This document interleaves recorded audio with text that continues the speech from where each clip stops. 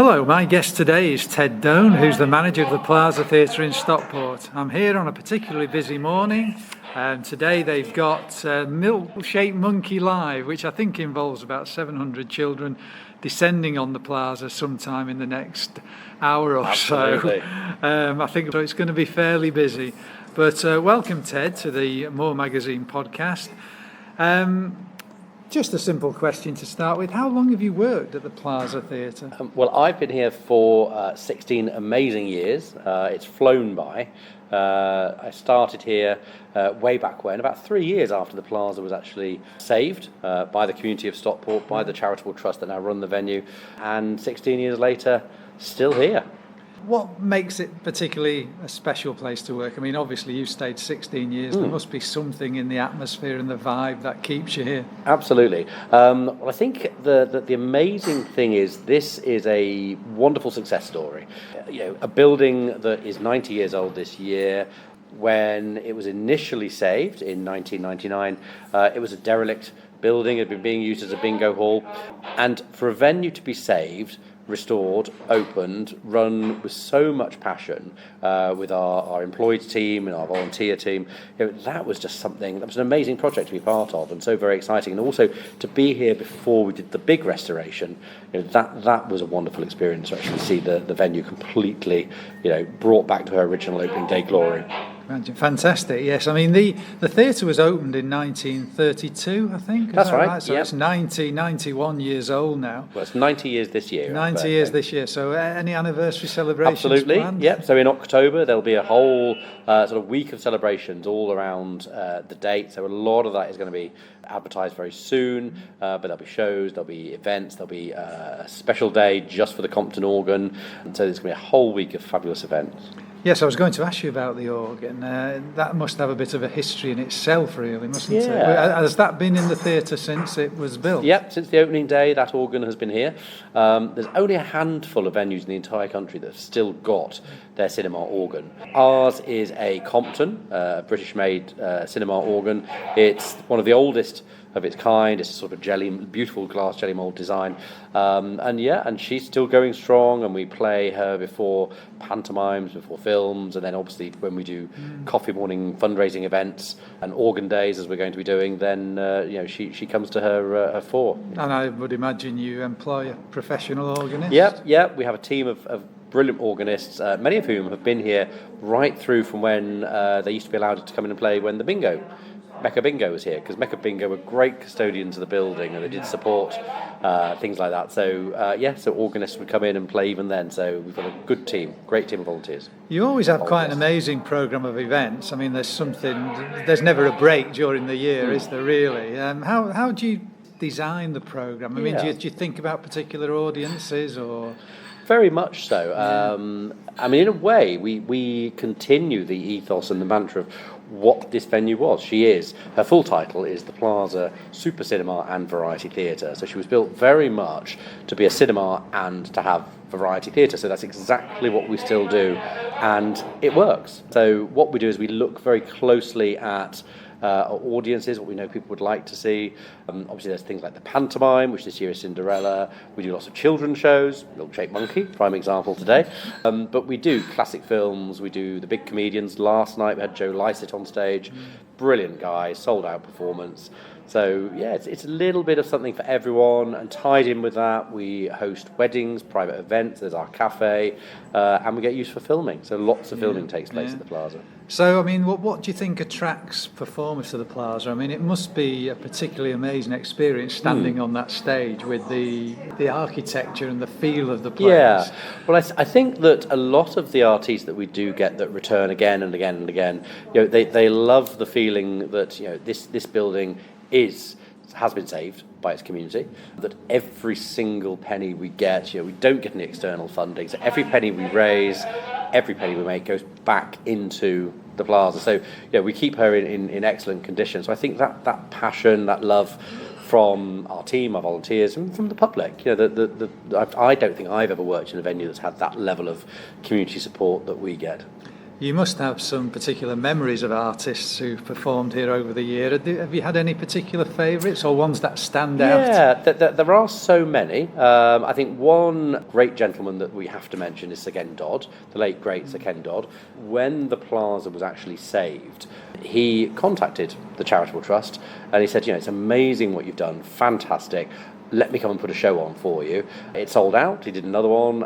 He became one of our patrons, and he was just so wonderful. And every time he came, that was a true star. Absolute star. And you had Robert Plant here a few weeks yes, ago. indeed, That's yes. one of my heroes Oh, from right. the 1970s. I would imagine that was particularly... That was a phenomenal night. Nice, yeah. No, that was... Yeah. I mean, when again, it's sort of, whether it's the royalty of, comedy or music or whatever, when you have these absolute legends on the stage here, it all adds to our history as well, because in years to come, people will say, I saw that, great person on our stage, and they always have a lovely time here. So how did you actually go about booking somebody as big as Robert Plant? I mean, were you approached by them? Yeah, or did you... what tends to happen is that often a lot of the promoters, such as shows like that, they know us. They know they're in safe hands. They will approach us because they want to put a show on a certain date, on a certain tour. So some of it is the promoters contacting us.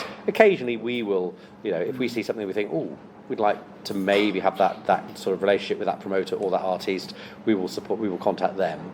But the majority of the artists actually now come to us, their promoters, and say, we're doing a tour, you'd be a great location in this region, and that's how it works. I mean, just walking around this building, you can see what an amazing place it is, and the history and the culture of it. But in these really hard economic times, it must be a struggle sometimes, maybe, to get the funding that you actually need to develop it. We are very lucky. We are a charitable trust, and we very similar to how the original directors of this theatre in 1932, Mr. Reed, Mr. Snape, Mr. Ward, independent business people, and they used to have to cut their cloth accordingly and be very sensible about what they did. And we've done exactly that. So, we have a relatively small team. We don't have any shareholders, and so we don't, everything is about the building, and everything goes back into the building, gets invested in the building. So we are very lucky that the promoters that come here, the shows that come in, they're very popular. We get very good audiences who are very supportive when we do, even down to things like bucket collections. They're so generous, and I mean that generosity. It really just sort of a heartfelt thank you to everybody for that. So we are very lucky. We don't get any other form of funding, so we don't get any grants or subsidies. So it is absolutely, in a way, back to how it would have been in 1932, that you survive on the fact that you have this amazing community who supports us. What do you think are the most popular shows here? I mean, I know you have a variety. You have films, you have plays, you have live music. What do you think attracts the biggest audience? Interestingly, that's a difficult one to answer because it is across the board. So our pantomime, hugely popular. We get 50,000+ people will come to our pantomime. That's phenomenal. Our children's shows are very popular. You mentioned Robert Plant, but all our musicians, music concerts are very popular. The comedians do very well. So Joe Lycett last night, various other, Sarah Millican coming up, Jason Manford recently. They all do well. But really, it's across the board. So even our films, one-off events, our tribute shows. We do fantastic tribute shows. It's very unlikely that you'll be able to see sort of ABBA in person. I mean, I know there's the wonderful event in London now, but you can come and see these concerts, and they sell out.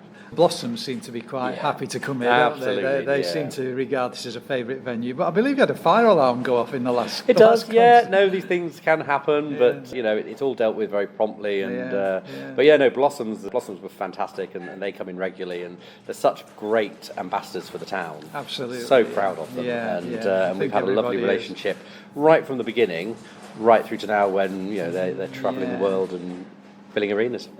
And your plans for the future? I mean, obviously more of the same, hopefully. But anything different in the offing, do you think? Pretty much. It is definitely just going to be more of the same. And, we do have the mantra here that every day is October the 7th, 1932. So we sort of live the same day and in a way we are just carrying on that legacy that Mr. Reed, Mr. Snape, Mr. Ward did in October when they opened the venue. They saw that a variety theatre and cinema would work.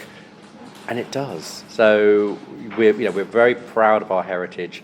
We do celebrate the best of yesterday in the modern environment of today, and we will just continue doing exactly that. It absolutely works. So.